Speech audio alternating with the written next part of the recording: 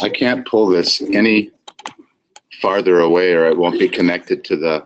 Oh, no, it's fine. It's great. Okay. I can see almost everyone, and it's far more important that they can see and hear me, and then go through the rest of the stuff. Because once I start presenting, I'm going to have my slide deck over my screen anyway, so I won't really be able to see everybody. So maybe I'm just more concerned about it than I should be. I think so. So as long as you can see everyone, that's what matters, and then we'll get into the other stuff. All right. Awesome. We have 11 students in our Pear Deck. So as you come in, if you can join, go to joinpd.com, joinpeardeck.com. Here's your student access code, the GMGYP, and this will just help our presentation, give us a little bit of interaction capabilities, and then go to the bit.ly resource page. I'll come back to the code in a moment. But as you come to this virtual resource tip sheet, I encourage you to make a copy for yourself and save this tip sheet to your own computer. That way you'll be able to edit in it and add notes as we go through. So maybe you're all better conference attendees than I am, but I know for me, by the time I get to the end of the day hearing a whole bunch of presenters, I've forgotten some of my ideas from the morning. So hopefully that tip sheet can help you organize some ideas right now while we're together this morning so that you don't forget some of that brainstorming that you'll hopefully have this morning as we go through the slide deck. I see a few purple shirts this morning. I am embarrassed to admit it, but I was literally crying last night. I was excited when Diggs caught that pass. So a nice way to kick off this week with something that usually happens to the Vikings, not something that usually happens by the Vikings. So I think it's going to be a great day. Okay, I think we should get started. It's 9 o'clock. Perfect. Central Time. Awesome. And welcome, everybody. I'm Tim Wollenstein. I'm from Prairie Public in Fargo. And this is Darcy Bakigard. She's our teacher ambassador from Prairie Public in Fargo. And she is currently, I'll let her tell you about where she is right now and what she's going to share with us today. But you all got one of these. She's already mentioned that you should download and save a copy for yourself and then use it to take notes today and explore as she goes through the presentation. And then she'll give you more instructions about the Join PD. And as we go, it'll be very interactive and I hope interesting for you. And I think it's going to be there's going to be a surprise in a few minutes. Okay, take it away, Darcy. All right, thanks, Tim. So we're going to get started. If you can, go to joinpd.com and join our slide deck. You'll be able to see the code. So Tim, would you be able to write down this GMGYP just on that whiteboard, just in case? So if anyone does want to try to log in as we get going, they still can. So just write down that GMGYP, and then that way, if anyone still wants to join, they can. And I see a lot of people are in the resource page, so that's awesome. All right, I'm going to cover myself up a little bit here because that's a little terrifying to have to look at myself through the whole presentation. So this is Pear Deck. It's not why we're here, but I did want to point this out. I can see that I have 13 of you who have been able to join. And now as a teacher, I'm simply going to share with you a slide deck that I otherwise would have shared. You know, I could share it here in Google Slides, but I'm sharing it in Pear Deck, and you'll see why. So welcome to our Virtual Connections workshop. This came about because I am currently on vacation at an undisclosed location. That will be part of an activity later on. And we were talking about presentations, and Tim was like, oh, I forgot that you're going to be gone. We need some presentations. And I said, I will connect virtually and we'll do a session on virtual connections. So I'm joining you from somewhere. All I will say is that it is not negative 15 degrees. So hopefully by the end of the session, you'll have a few ideas of how to tap into virtual resources for real learning. And good morning. So as Tim said, I'm Darcy Bachigard. I'm a teacher ambassador and professional development coach at Prairie Public. But for the last 11 years, I've been a high school English and theater teacher. So as we go through, I will try to connect what we're doing to things that I've done in my classroom and ideas that I've had. Here is, again, the link to our resource page, just in case you need that. Later on in the session, we'll be joined by one of my colleagues, Nikki Vredenberg. So she's part of the same program that I'm doing with PBS and is a teacher ambassador and a former kindergarten through fifth grade teacher. So between the two of us, we've got most of the grades covered. For those of you who are in the Pear Deck, you should now see this same slide, but on your slide, you will have a little red dot that appears somewhere. And I would like you to place that dot on the Lego man that most accurately captures how you currently feel about using virtual resources in your classroom. So it's a drag and just release on the red dot.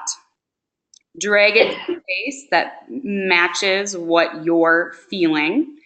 And I can then show you what this looks like. So as a teacher, I can see that 14 of you have responded.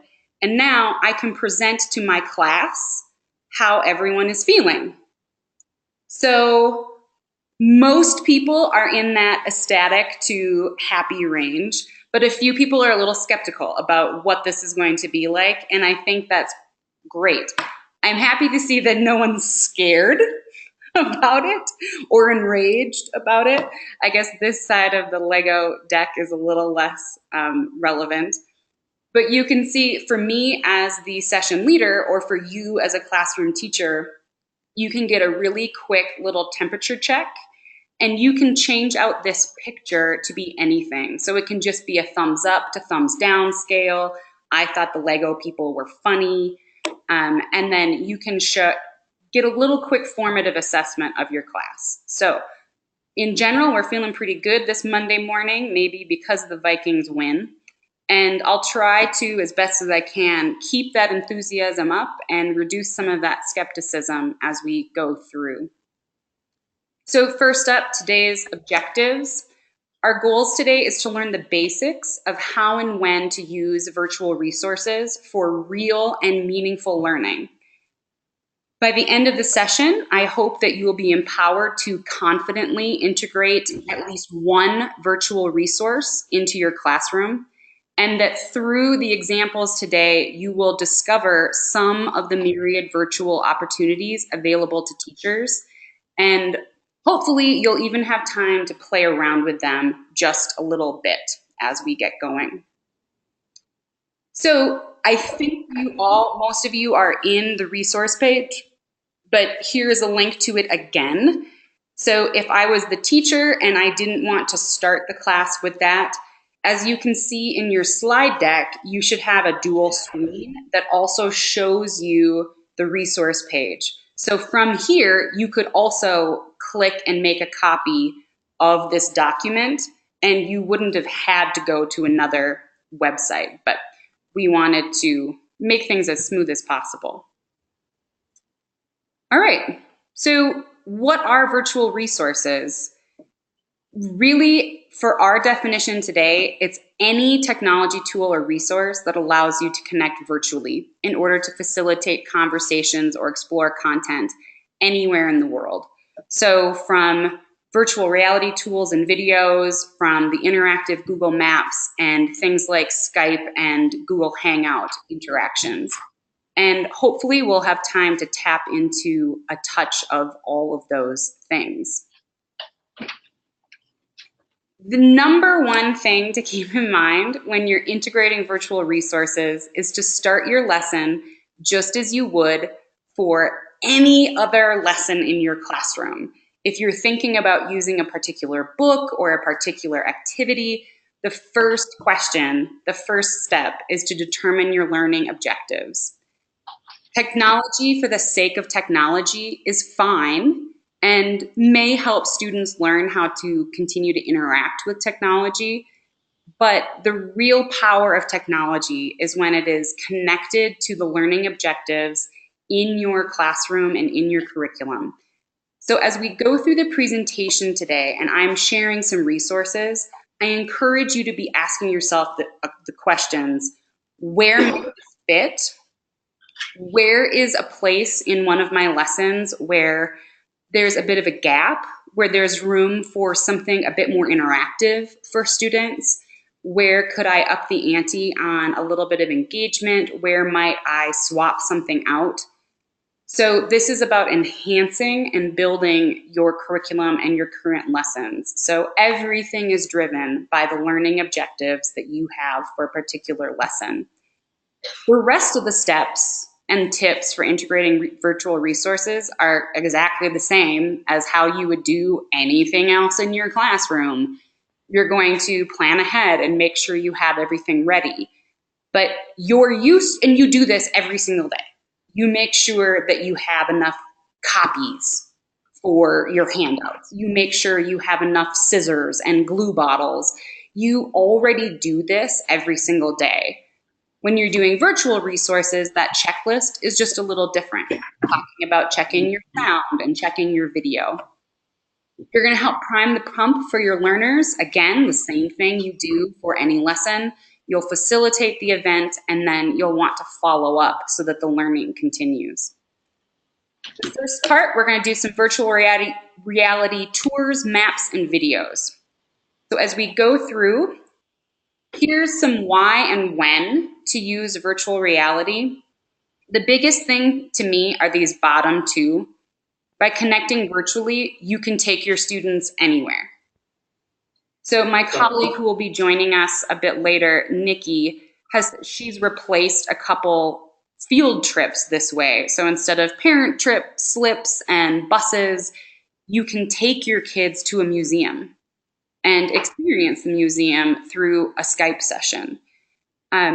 She talks a lot about how it's a great way to connect with students who are different than your students.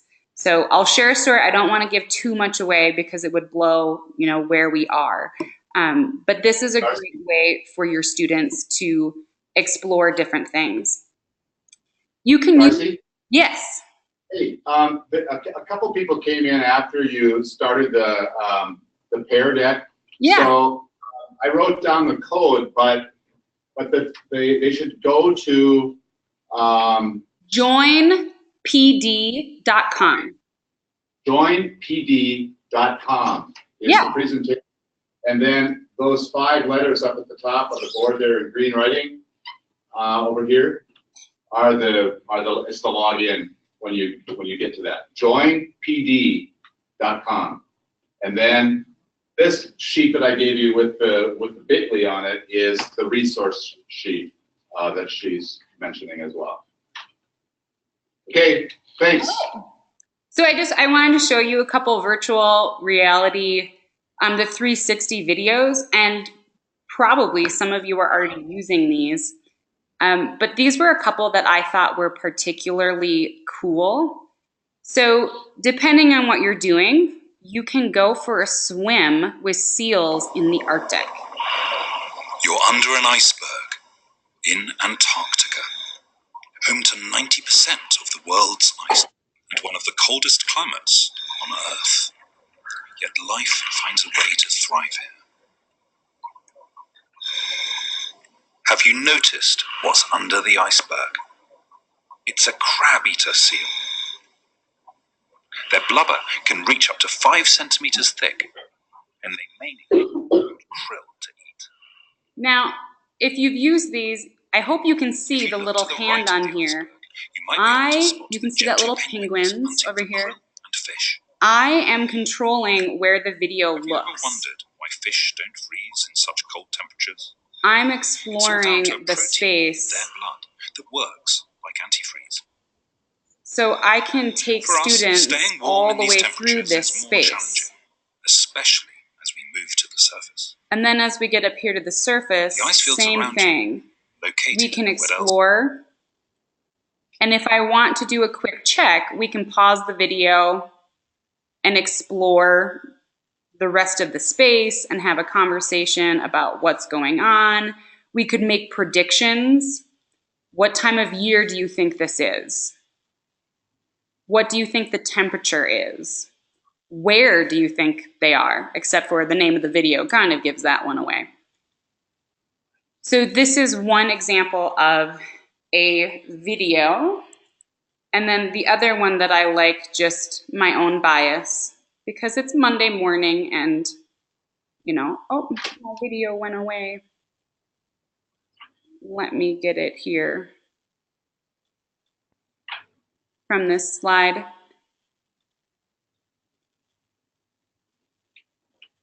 My personal favorites. Jump in. Nothing draws a crowd like a new baby. Tourists line up to see what are arguably the most adorable animals on Earth, all in one place. I'm Amy Vitale, here in China, at the Chengdu Research Base for giant panda breeding, photographing 11 of these squeaky cubs. Pandas are one of the most recognized animals on the planet. But what you might not know is how elusive and mysterious they are.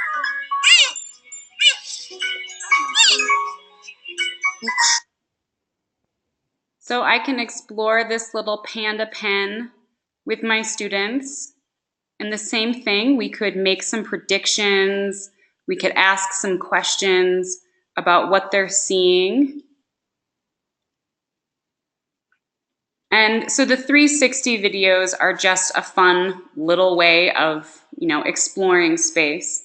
So since I've been talking for 15 minutes, take even 30 seconds and just talk where and when might you use an interactive video like this in order to connect with students.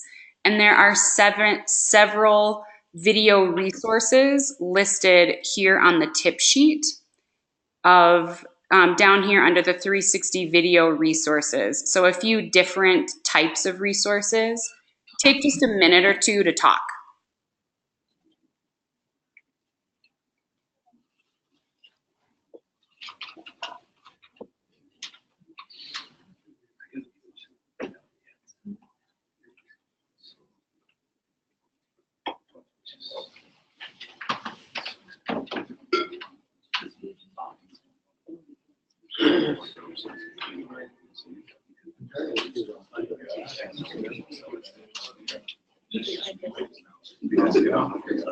It's a code. You said there's a great code. Yeah. You see,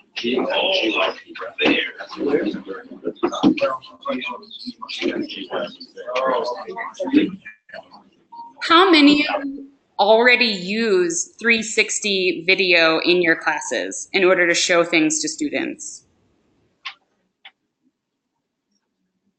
Okay, so hopefully this is something you can find, something to explore. Again, on the tip sheet on page 2, there's a section called 360 video and virtual reality experiences. So there are a lot of things right here. The companies that are currently producing the 360 videos tend to be natural science connected. So there's a lot about different climates, a lot about different animals, but there are other just cultural experiences where you can go and explore, the different celebrations in different cultures and experience that in 360. So I just like the depth, and I think students will enjoy that they can see the entire field and that they can play around with the video. So whether you watch it as a class or you assign it to them, you have some options to use those 360 videos. All right, so here's our first resource. So if you're in the Pear Deck, you should have a link to this. Right now in the Pear Deck, you should see my slide on the left, but you should see the active website on the right. So the website is right there for you. Down at the bottom of the right, you can click on the link and it will open the website in a separate tab if you want to do that. But this will take you to the PBS Education Google Earth Voyager stories. This series uses Google Earth in order to explore the different routes of various explorers. So there are several different lessons about different explorers. So you can see on this Marco Polo, the Age of Encounter, Eric the Red, Lewis and Clark. And what the lesson will look like, you'll start with a general map, and the interactive Google Earth maps will take you point by point along Lewis and Clark's journey and have some information here. So you can see I have a little bit of information. They have links to some additional videos integrated right into the lesson. And then as you explore the route, it takes you to one of the next key stopping points. So you fly into Floyd's Bluff, Iowa, and go through some of the key happenings. And of course, being from North Dakota, right, I have to at least mention them going here into Fort Mandan. And then since it's Google Earth, you can zoom in and still explore the space just as you can with any Google Earth resource. So some cool things, some different ideas. You could use the maps as a base for exploring, your states and regions. I think it would be interesting to create character interviews of some of the people the explorers might have met along the route and connect. You could certainly turn that into a series of vlogs of people who might have lived along the trail and have students create little videos or a scrapbook for Lewis and Clark. What are some of the artifacts that they would have gathered in that location, and build an interactive, very rich geography experience that integrates writing and history. And certainly you can do a lot of calculations with the maps of how long did they travel, how long did it take to get there, what were their average miles per hour. So you could roll a lot of different standards into something like this. Do you have any questions about this resource, just in general?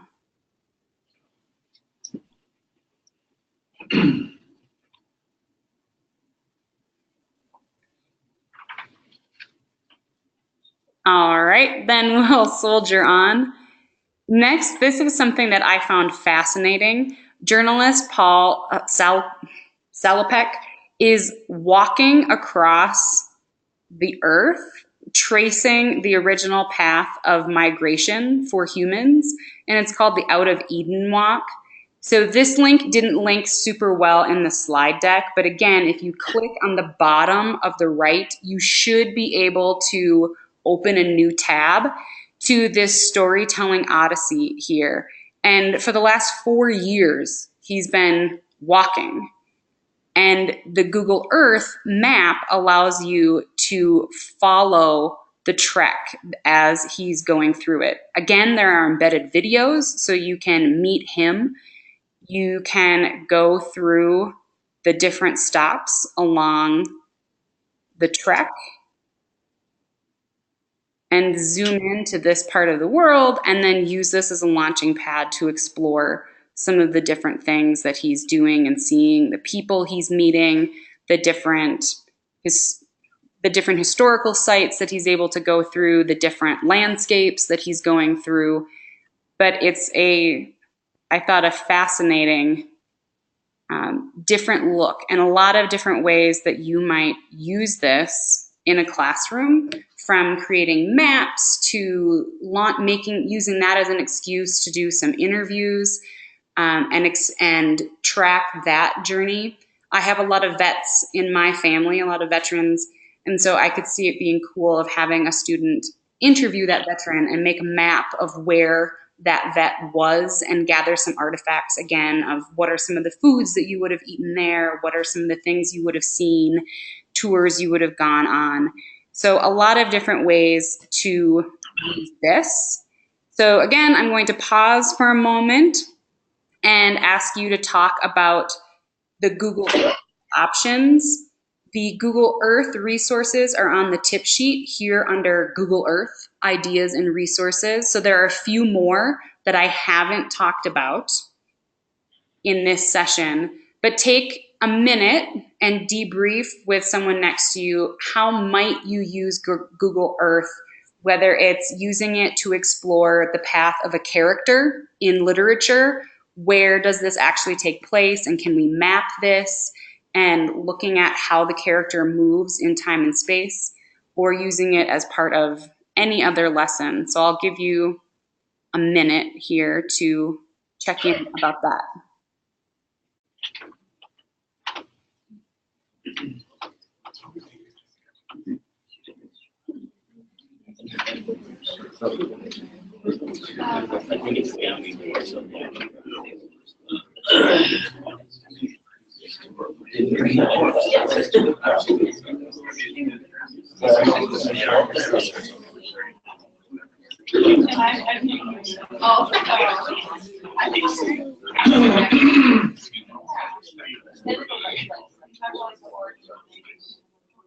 Is anyone willing to share an idea you've had so far about the videos or the Google Earth ideas of how you might bring this into a classroom or into a lesson?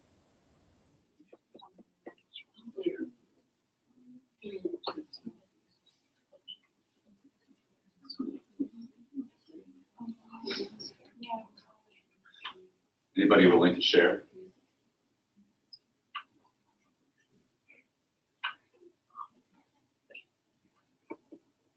Everyone's too shy. All right, well, here's another little, we're not going to spend too much time, but making sure that everyone knows about the Global Read Aloud. So again, this should be a link in your Pear Deck that you can open. But each October, this organization organizes a global read where everyone in the country, in the world, can read the same book and then connect to classrooms around the country, and like I said, on the other side of the earth, in order to have conversations and share ideas about that book. So if you're looking for something to do next year, again, this starts in October, so this would be a planning ahead kind of a thing. But this could be a cool way to read a book. I don't know what the book will be for 2018. They haven't released that yet. But then connect your classroom to different classrooms around the world and have those conversations. What felt realistic to you versus what felt realistic to them, to talk about how where you're reading this may change your perception on what you're reading. And that could be just a cool way to connect to students and have a conversation. Depending on how many devices you have, I have done one-to-one, kind of like a speed dating site, where if you have a couple stations that you can set up, you can have 2 or 3 students sit at one machine, and then they're talking to 2 or 3 students, and then one of the 2 classrooms every like 3 minutes rotates. And so you could have a couple discussion questions planned, talk to your first group, this team of 3 or 4, talk to the other classes, team of 3 or 4, ask them some questions, talk about the book, and after 5 or 10 minutes, rotate and ask the same questions. Certainly, you could also just do that about any other kind of topic that you might want to explore. All right, so this brings us into the next section of the workshop. of actually connecting to real other humans using your virtual technology. And this is where I think the virtual technology can get really, really powerful. So some of the other things were cool and fun, but when you connect virtually, you can embed experts right into your classroom as co-teachers to deepen student learning. So it's still interesting, it's still fun, but you can bring people into your classroom for any reason. And you can help your students see that the world is a bigger place and connect. So the teacher who will be joining us from a classroom here shortly, she was sharing with me that she's done several mystery Skypes, and she teaches in a small rural school. And her students Skyped with a group of students in New York. And the first thing she said her students noticed was that not everyone in the New York classroom was white. And that was an important understanding, that in her rural classroom, everyone was white.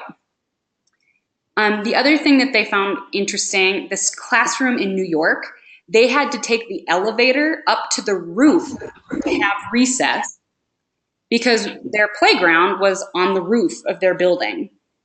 The students in New York found it fascinating that in this rural community, there were cows like right next to the playground, that they could see these cows outside.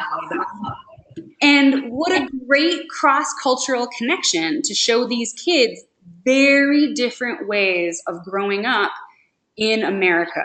And it's not about right or wrong, it's just about showing these students these differences and getting them to talk about some of those things.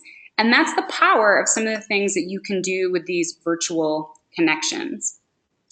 So one of the most popular ways to use the virtual connection is the Mystery Skype or Mystery Hangout. So whether you're more Microsoft or Google, it works in both groups.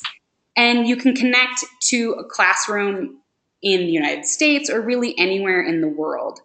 The other cool thing to note, because we're not going to talk about this much, but in our resource tip sheet, if you go to the section that says Skype Hangout Ideas and Resources, you have a couple resources to get started. There's a Mystery Skype starter kit. If Google is your thing, there's the Mystery Hangout starter kit. If you want help finding a class, Twitter is a great way to find someone to Mystery Skype with you. The hashtag is hashtag Mystery Skype or hashtag Mystery Hangout. If you click on either of those links, it will take you to the Twitter feed, and it's people, right? It's teachers just saying, I have a crew in Wisconsin who would like to Mystery Skype sometime this week. And if you're interested in Mystery Skyping with this 4th grade teacher in Wisconsin, you just reply back. And so if you want to try anything, you can throw up your question here in the Mystery Skype or Mystery Hangout. And this is a really fast way to find a classroom to Mystery Skype with you. But the power of Mystery Skype, or just Skype in general, doesn't end there. Here, if you look, you can, a group of scientists have put together a website dedicated to share with teachers, scientists who want to Skype with classrooms. So what a great way to embed the expert into a classroom and to spark real inquiry with your students. So you can find different scientists to talk for 30 to 60 minutes, to do a Q&A, to have conversations about different science events, different things that are going on. You can see a few of the sessions that are down here. But what a powerful way to bring another voice into your classroom and give students the opportunity to connect with an expert. And certainly you can do that anytime. If there's someone in your community who's an expert, you could bring them in. So I have, just in my family, right, I have a sister who's a nurse. I could have her Skype with my classroom to talk about her occupation or to talk about how to wash your hands properly, right? So I could bring this expert in to talk about a topic. My older brother is an engineer, a civil engineer. So if I was talking about an engineering concept and I wanted my students to get an idea of an engineering feat, or we were talking about building bridges for a science unit, I could bring my brother in as an outside expert and he wouldn't have to leave his office. It becomes much easier for experts to come and connect to your classroom because they don't have to leave their desk. They can Skype in with you for 30 minutes and they're done. In addition to scientists, there are several websites dedicated to cultivating lists of authors who are willing to Skype with classrooms. So again, the power of reading a book with your students and then bring that author right into your classroom so the students can ask authentic questions about what they've been reading and learning. So all of those resources are here on the resource tip sheet under the Skype Hangout ideas.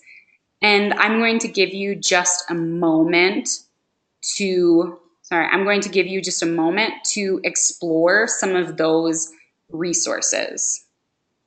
Chat with each other, get some ideas of how you might use any type of Skype connection, whether it's connecting to a professional in your town or someone else around the country, connecting to a classroom, however you might use something like this. Take a couple minutes and just visit about what that might look like.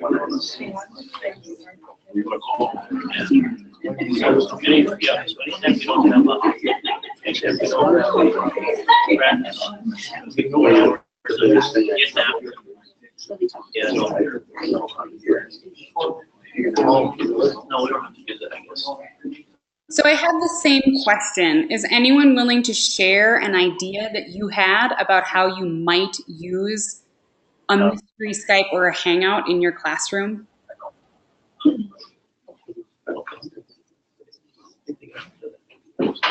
Anybody want to share? Come on. Somebody must want to share.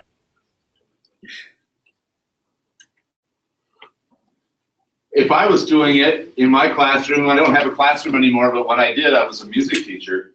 And I would love to have a professional musician come into my classroom and teach a lesson or perform something or play something for the kids. I think that'd be really cool, or have an ensemble, or, you know, to have somebody leading something from somewhere else. Awesome. So we're going to experience a mystery Skype in just a moment, but I'm going to go through just a couple additional slides. Again, this is going to be quick, but you can get a sense of this. There are some recommended tips for success. These tips come right from Skype Mystery Skype. The amount of prep that you as a teacher need to do is entirely dependent on your personality and the personality of your classroom. So I know for me at the high school level, I've had some sections where I wouldn't need to give them tasks to do. They would just naturally figure that out, and they would naturally start to engage, and they would naturally do things. And I've had some groups who just were a little bit more lost, was maybe a little bit more herding cats going on. And I would need to give them much more specific tasks to help maximize the experience. So there are different ways to facilitate the Mystery Skype experience. Depending on your school, you may need to have parents' permission because your students will be on camera, but they will be on camera talking to another group of kids. So that, for me, I wouldn't worry about that personally because I have no concerns that their images would be projected or shared elsewhere, but just something to remember. And then you can organize your students into a few different jobs so that they have something that they're doing during the Mystery Skype. And there are your Skype resources. But I think we are ready to join in. We are now going to do an actual Mystery Skype. So, unbeknownst to you, you are going to Mystery Skype with a 4th grade classroom at an undisclosed location. And they are going to try to figure out where in the world you are, and you need to ask them questions to try to figure out where they are. The questions need to be yes/no questions. So if you think of some of your standards of what would help you narrow down, and we're aiming to find out what state they're in. So you will ask them yes/no questions in order to find out where they are located. And this part of our session is being facilitated by my colleague, Nikki Vredenberg, down there. Hi, Nikki. Hi, how are you? I'm doing well. So we've got our teachers here. Pardon? We've got our teachers here and ready. So if you're... Okay. We are ready. So did you want the teacher to say anything first, or did you want to just start playing? I think we can start playing and then allow our teachers to ask your teacher some questions when we get done. Okay, sounds good. All right, so it sounds like this is really, really quiet because it's not coming through here for some reason. It's only coming through my computer. Is there a way to change it? For some reason it's... Who wants to ask the first question? I have it already. Okay, you've got it all in order?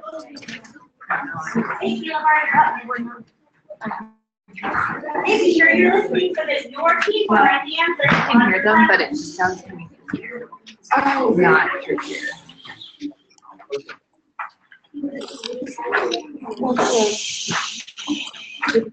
Right now, always it should be off. Maybe, but let's have him ask his question first. Okay, come on up here, and so once you say your name and ask your first question. Hi, I'm Caleb Reed, and I have a question. Does your state touch the Mississippi River? Yes. Yes. Yes. Okay. Does touch the Mississippi River.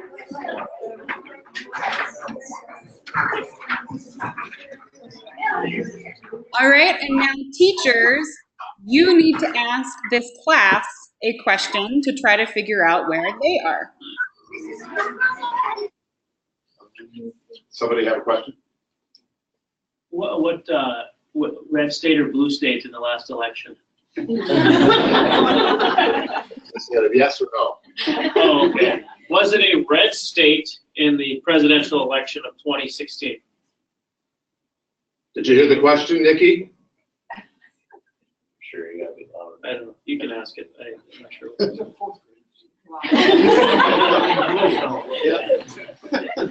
I You can't. lost your sound. We maybe lost Okay. the sound. I'm going to type the message to her. Did she hear it? You lost your sound.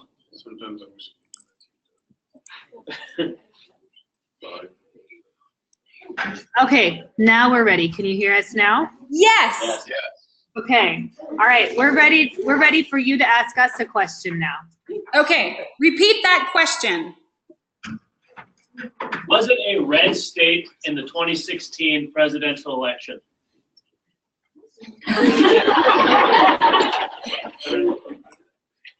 So did you ask if we were a red state? Is that what you asked? Yes. Yes. Yes, okay, we're a red state. So I'm gonna mute us and we'll talk and then we'll come back and answer.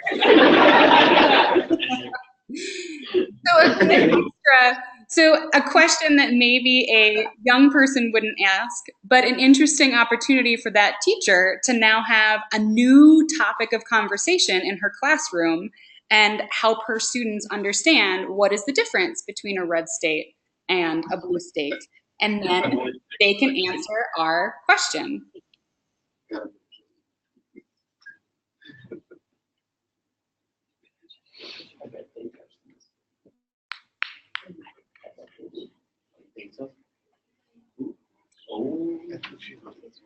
I don't know if you can see it. So there are some students who are raising their hands to discuss. And if you can see, the students are in different groups. They've got maps out. They have different resources. So as you continue to answer their questions, they're going to try to find you. Okay, they're ready to answer, it looks like.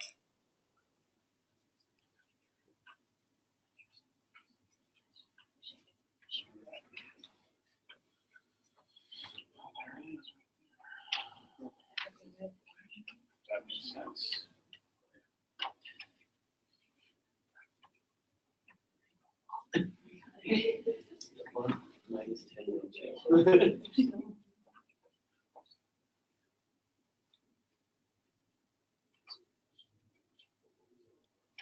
Do we have some more questions when it's our turn?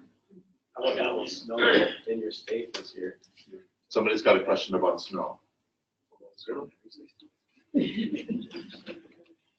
Oh, my God. All right, we're ready to answer. Right over here, buddy. Stand right there. There you go. We were a red state. All right. All right. All right, now who's going to ask the next question? All right, and now we have a question for you. Come on up, Ava.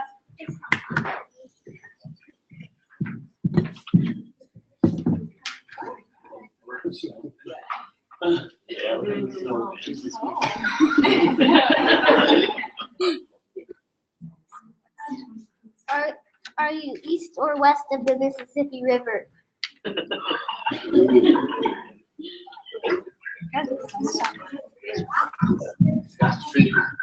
It has to be. Well, Good question. what do we say? Yes. They're not sure. They're looking. All right, teachers, east or west? Teachers are silly when they get together. Both. Both. Both.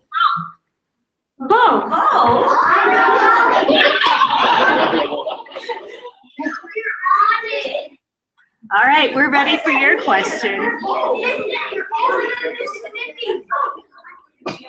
Our question, what's our question?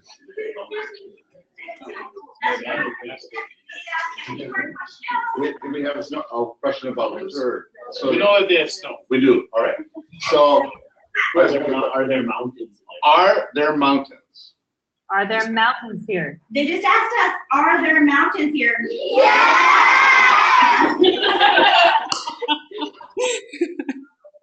Okay, Avery, you're up.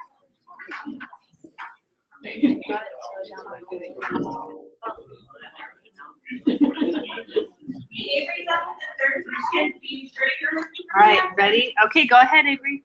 Are you in the Pacific Mountain Central or Eastern Time Zone?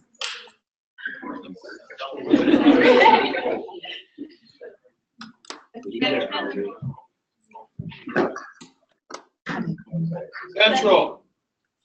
Central. Central Time Zone. So, Okay, what's your question? Do we have a question? State capital Helena. Hmm? State capital Helena. Yeah. Okay, we have a question. all right, go ahead. Is your state capital Helena? Is our state capital Helena? Yes. Figured it That out. was quick. We're gonna keep asking questions if that's okay with you guys. Okay, go ahead. Is your state landlocked? Yes. Yes. Okay. Landlocked.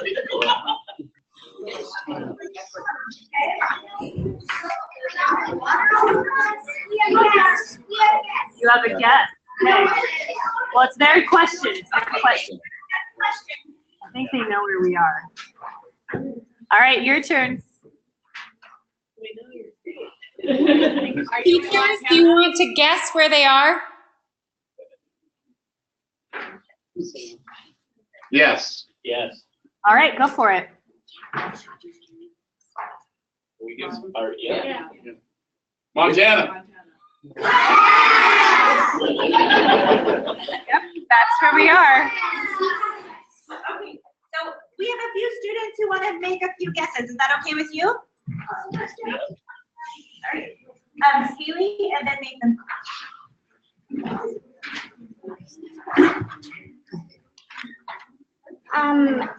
Are you Minnesota?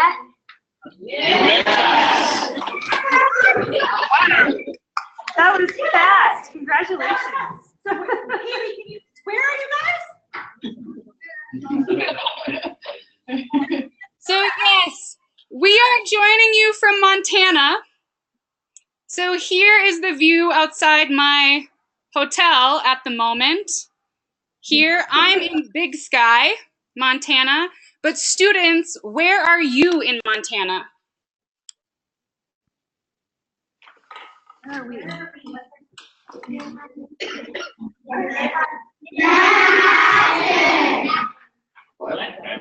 Manhattan.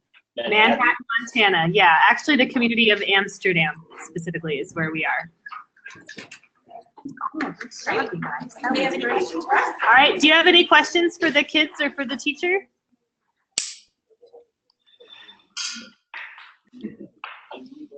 No. Anybody have a question for the kids? Are they Vikings fans? You're Vikings fans?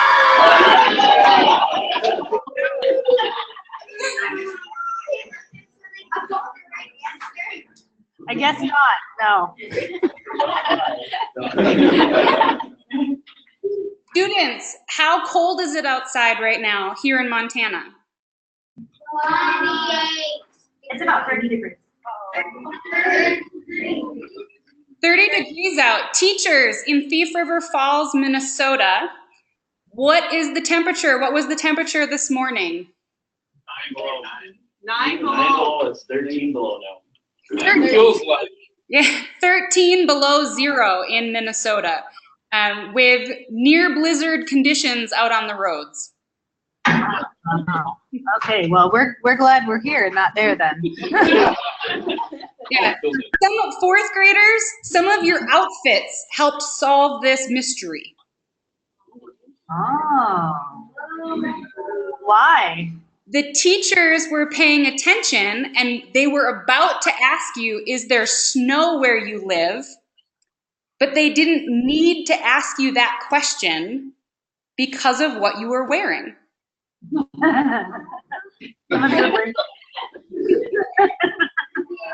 Yeah. Next time we'll have to trick you guys and wear skirts and Yeah.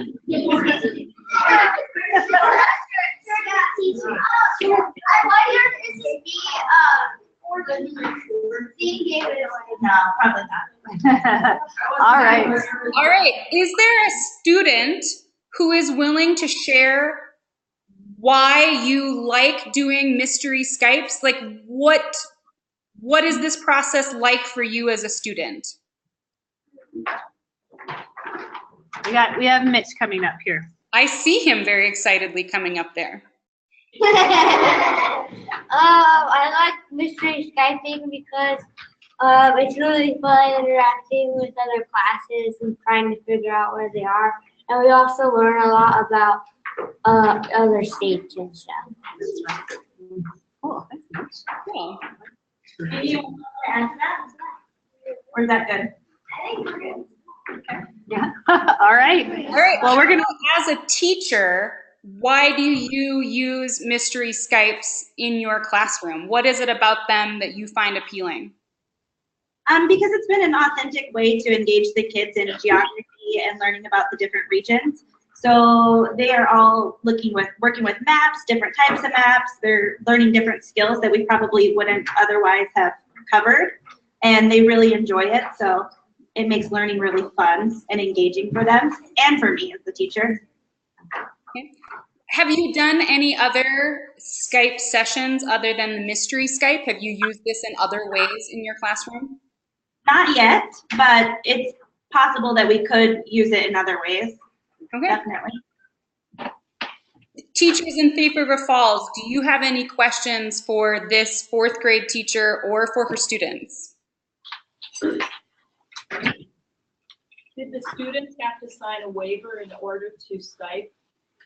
At the beginning of the year, all of our students in our general back to school paperwork, their parents sign whether or not they can be recorded or taped, and so we didn't need to. Okay, thanks. How often do they Skype? This is our second one, so we would like to do at least 1 or 2 per quarter. And I think that's a good general technology tip, at least personally, that any technology, to me, mix it up and use different things, right? So you're not going to do a mystery Skype every single day because it will start being less interesting and less fun. You're not going to use any one resource every single day. You're going to find the perfect times to add these resources into your classroom for the most impact. So a couple times a semester will still give your kids a unique and exciting experience without it becoming old routine and then not quite as much fun anymore. All right, I think we need to say thank you to the 4th graders. They just started class. So they literally came in as the bell rang really fast so they could do this with you this morning. So thank you to you 4th graders. And we'll sign off and we'll wrap up our session in Minnesota. All right. Thanks, everybody. Thank you. Bye. Thank you. All right.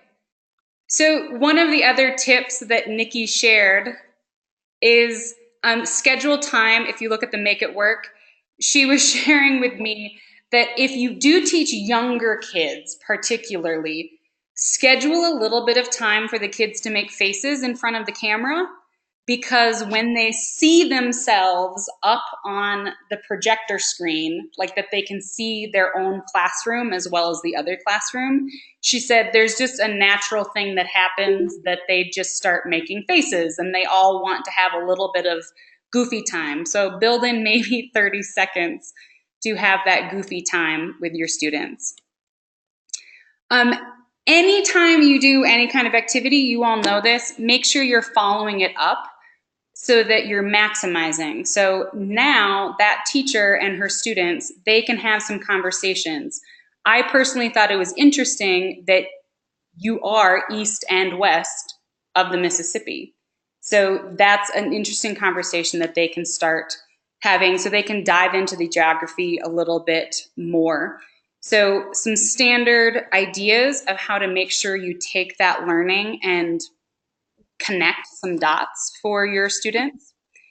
And at the end here of the presentation, I have a very short 4-question feedback form As I continue to do workshops like this, I want them to be better and more helpful for teachers. So if you are in the Pear Deck, you would be able to answer this right from the Pear Deck.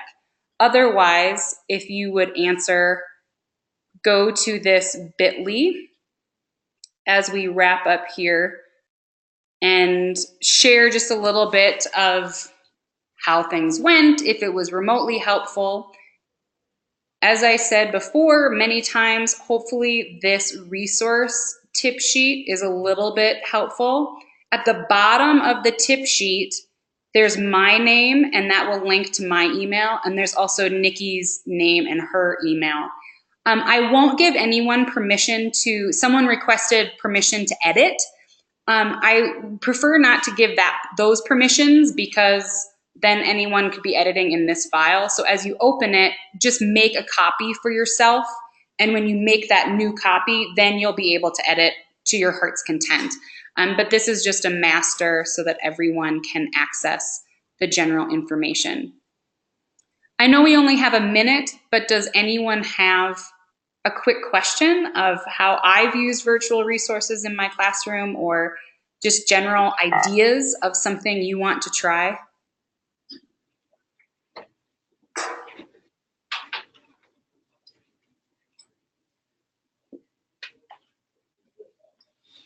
No questions. No questions. All right. Thank you. The Vikings won, so we're all in a very euphoric state of discombobulation. So thanks for joining us this morning on this cold morning. Hopefully there's at least one thing that you feel you can take back to your classroom, and enjoy the rest of your day in Thief River. Thanks, Darcy.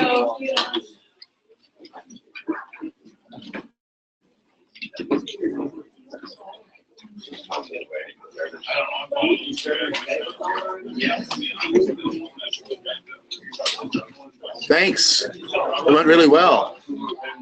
Good. I'm trying to. I don't think there's anything.